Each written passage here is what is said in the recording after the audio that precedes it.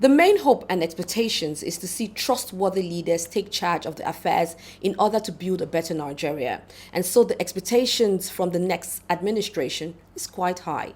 We all know that the federal capital city, Abuja, has been known to attract citizens, both local and foreigners, far and wide for so many reasons. On today's maiden segment on Expectations series on Dateline Abuja, we spoke with engineer Adekpoju Aderemi, a political analyst, concerning the attractions of the FCT and expectations from the incoming FCT minister and his mandate secretaries, head of agencies, etc.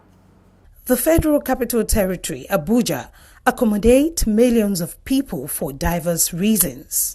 A political analyst, engineer Adekpoju Aderemi, speaks about how Abuja has been and what the people would like the FCT to be as time goes by.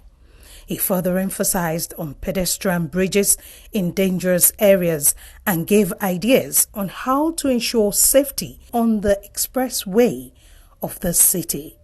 Because of the fact that most of the roads are completely different from what we used to have in other states, especially where I come from, that is Oyo State. Very wide, dual carriage, in most cases lay by the size and what have you. And that gives a semblance of being in a total setup where you have everything working. Two, we have the street lights. At night in Abuja, it will be as if it is daylight. In the night, 2 a.m., 3 a.m., when I used to go and visit my late uncle, on coming back, I would see everywhere, 4-5 kilometers far away, you will see everything. Even if a night is moving on the street, you will see. These are some of the things that we used to say as, Abuja is FCT. Thirdly is the setup of the markets. You get to a market unlike what we used to have, down south, where the place will not be well organized. You have a well organized shopping mall, markets where you have the vegetable section, the beef, all this and that. Even the abattoir, we have them. Unlike down south where some of these things are not well organized. Then in some areas we have this water, but not all. And fourthly, because of the influx of people into the city is still developing. Districts, you see so many infrastructures like road and lights, water and what have you. However, of recent, or let me say this current administration that is winding down, they try their best, but certainly it's not enough. There are so many defects. One, the high level of insecurity. Before we used to see security everywhere there, but of recent, and the news we used to have, or here, we used to have this problem of kidnapping. You hear of kidnapping in Abuja now, you feel unsafe, everywhere by 6, 7, 8 o'clock, everybody is rushing back home. Before we used to have this garden, you go out in the night, you see 10 o'clock, everybody will still be, trying to relax and enjoying themselves. So insecurity is a major bane presently. And this poses a bigger threat to not only the residents, even the business owners and what have you. This is one of the problems we have that needs to be attended to. Secondly, some of the roads, even though they are wide, they are good, they are not fully rehabilitated. Because some of these roads now, you pass through them, you'll be wondering, am I still in the same Abuja that I used to know before? The roads, they need to be fixed, rehabilitated. Not only that, some what we call manholes along the roads. You see these miscreants, this Ebola of a people, they have gone there, removed some of these potholes. You see flood on the street. People are just walking by without knowing that there is a death trap in front. This is another problem we've been having.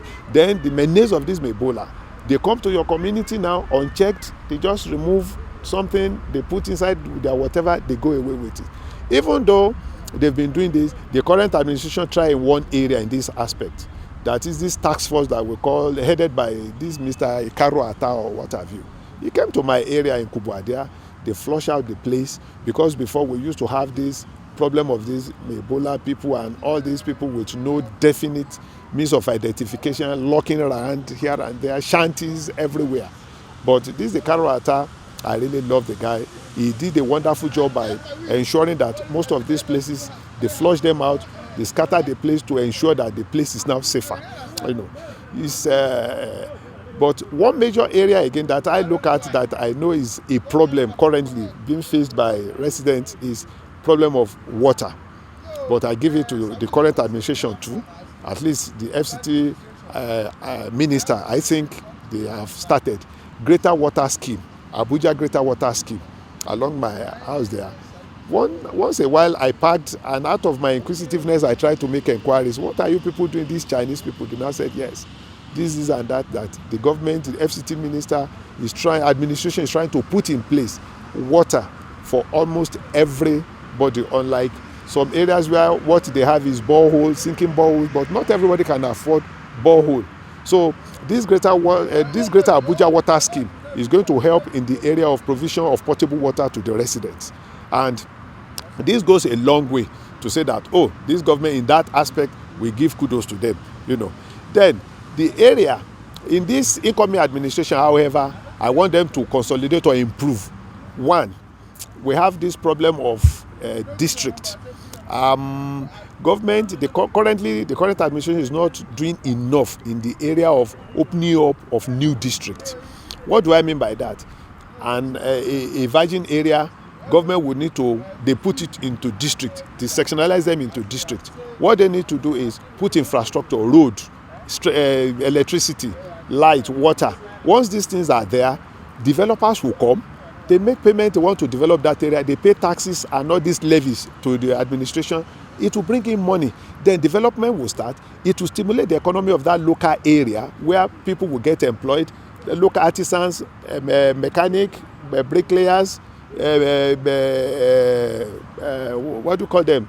All these sort of laborers, they will get employed, and the economy in that area will become stimulated. And not only that, that area will start, getting development, because houses springing up here and there, parks, market, all sorts of things. So this one, if the incoming administration must ensure that they try to expand or to look into development of new districts and the existing ones that needs to be expanded, because as people comes in, they settle down, it becomes expanded, it needs to be expanded. But if this can only be done by government, human beings or individuals or even corporate world cannot do it. So this area, I want the incoming administration to look into this aspect. Secondly, they need to beef up security, because it is alarming and disgraceful to hear that kidnapping thrives in Abuja now. This is something we see that it can never happen, but it's happening.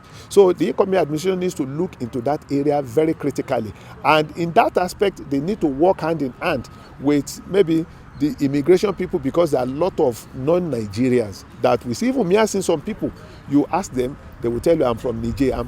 You'll be wondering how come they are able to enter the city, so that they try to create or cause all these crises. I want the incoming administration to look into this area very well, such that they will make Abuja to be more safer, to be what it used to be in those days.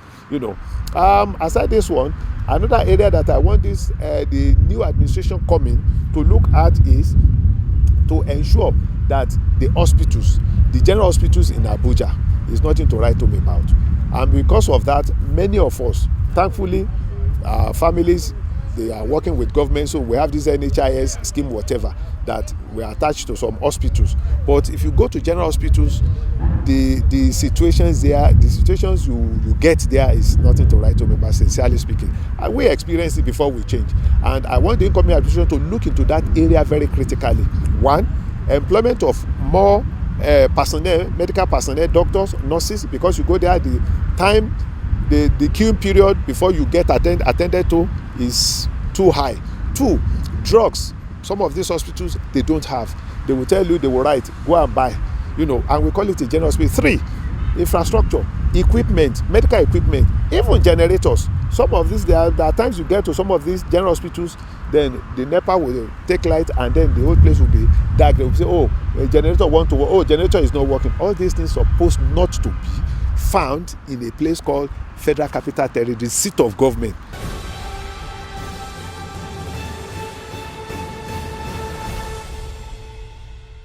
We We continue to remain hopeful. According to Danny Ball, it's a good place when all you have is hope and not expectations. And that's a wrap on the show for today. Many thanks for watching. Join me same time, 9:30 a.m. every Wednesday on African Independent Television, AIT. And you can also watch a repeat broadcast on our YouTube channel showing right now on your TV screen. I'm Hawa Momo. Stay safe and bye for now.